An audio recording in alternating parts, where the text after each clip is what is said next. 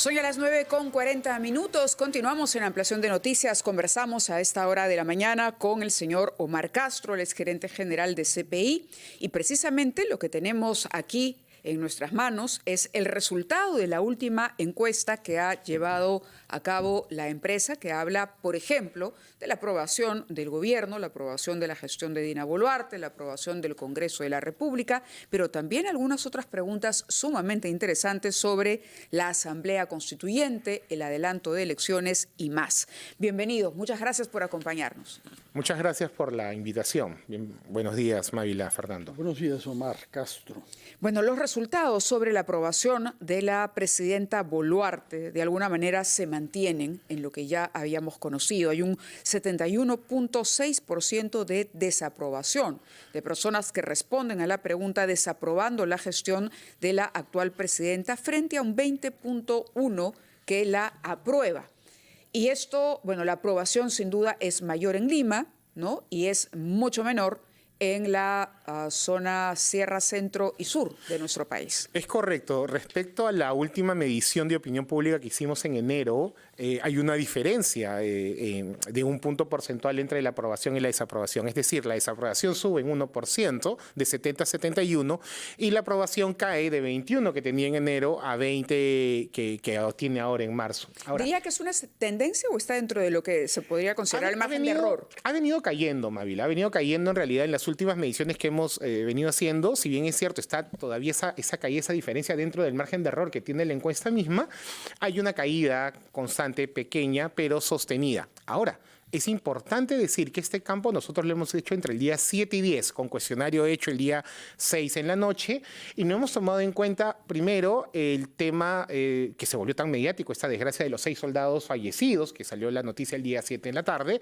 y tampoco las consecuencias de estas lluvias que están habiendo en el norte del país y que está llegando a Lima, donde vemos que realmente es una desgracia, es un desastre lo que está ocurriendo en gran parte del país, y que creo que todos sabemos que cuando ocurren este tipo de desgracias, de inmediato se pone a prueba la gestión. Es correcto, sin se duda. pone a prueba, y el primero que se culpe es a la gestión del presidente, del Ahora, Ejecutivo. Congreso, 90.2% de desaprobación. Más del 90% desaprueba, de acuerdo a los resultados de la encuesta, la labor, el desempeño del Congreso de la República. 6.5% la aprueba. Esta es una cifra récord. Es una cifra récord. Les recuerdo que ya a finales del año pasado, aquí en RPP presentamos una encuesta donde fuimos los primeros, la primera empresa de investigación, que al Congreso le daba una aprobación que ya tenía un dígito, que bajaba los 2 dígitos que había tenido.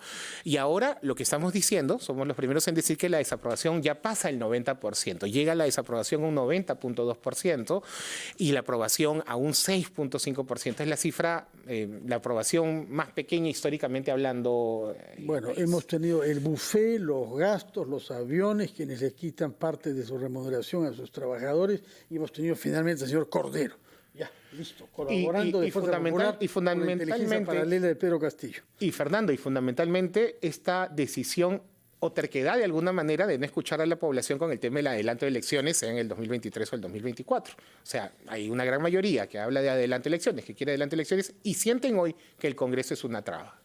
Ahora, algo que preocupa mucho es la percepción de la población sobre la corrupción, porque ante la pregunta si se ha mejorado, una amplia mayoría cree que no, que se está empeorando en materia de corrupción. Exactamente 58% contesta que la corrupción ha aumentado con el gobierno actual. 35% que se mantiene igual y que ha disminuido apenas 4.5%. Sí, y ha aumentado sobre todo en el interior del país, donde un 63.2% piensa que el nivel de corrupción ha crecido en el país, ¿no? Es un número a tener en cuenta porque de todas maneras esto es una evaluación de la gestión de la actual presidenta, en la cual su gobierno está percibido por la población como un gobierno donde los niveles de corrupción han aumentado definitivamente. Otra pregunta sumamente interesante tiene que ver con el adelanto de elecciones generales, porque ya usted mencionaba el hecho de que lo que ha ocurrido en el Congreso, el que no se haya llegado a un acuerdo para el adelanto de elecciones, ha perjudicado la imagen del Parlamento. Pero, por un lado, Hay quienes dicen que hemos entrado a una situación de relativa estabilidad, que la gente se olvidó del tema de adelanto de elecciones, pero los resultados de la encuesta dicen que no.